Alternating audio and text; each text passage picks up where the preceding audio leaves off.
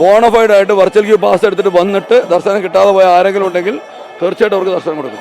Police അവരെ തിരിച്ച് കൊണ്ടുവന്നില്ല കഴിഞ്ഞ ദിവസം ഇന്നലെ പോയവർ വന്നു, അവരോട് നമ്മൾ വിളിച്ചു, അവർ വരാൻ തയ്യാറായി, അവരെ കൊണ്ടുവന്നു, ദർശനം കൊടുത്തിട്ടുണ്ട്. നിലവിൽ അങ്ങനെ തിരക്ക് വലിയ പ്രശ്നമൊന്നുമില്ല. ഒന്നുമില്ല, എല്ലാം നിയന്ത്രണാധീനമാണ്. പമ്പയിലും നിലയ്ക്കലും നിയന്ത്രണമുണ്ടോ? വെർച്വൽ ക്യൂ പാസ് ഇല്ലാതെ വരുന്നവരെ നിയന്ത്രിച്ചേ പറ്റൂ. വെർച്വൽ ക്യൂ പാസും ഇല്ല, സ്പോട്ട് ബുക്കിങ്ങിൻ്റെ ലിമിറ്റും കഴിഞ്ഞ് വേണമെന്ന് പറയുന്നവർക്ക് നമ്മൾ നിയന്ത്രിച്ചേ പറ്റൂ. കാരണം ഇവിടെ പരിമിതപ്പെട്ട സൗകര്യങ്ങളേ ഉള്ളൂ.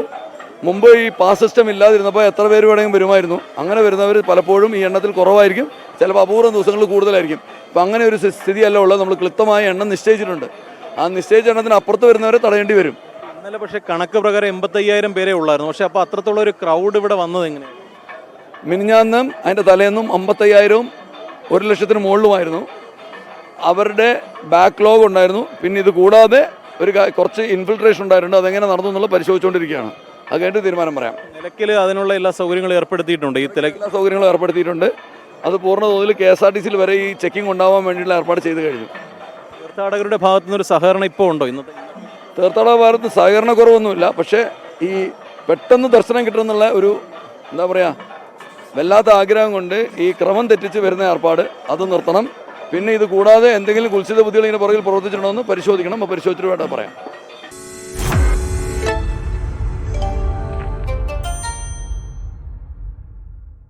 ലോകത്തെവിടെയായാലും ഏത് സമയത്തും 24 വാർത്തകളും ഓഗ്മെന്റഡ് റിയാലിറ്റി പാക്കേജുകളും എക്സ്പ്ലെയിനറുകളും വിശദമായി കാണാൻ ഞങ്ങളുടെ യൂട്യൂബ് ചാനൽ നിങ്ങൾക്ക് സബ്സ്ക്രൈബ് ചെയ്യാം.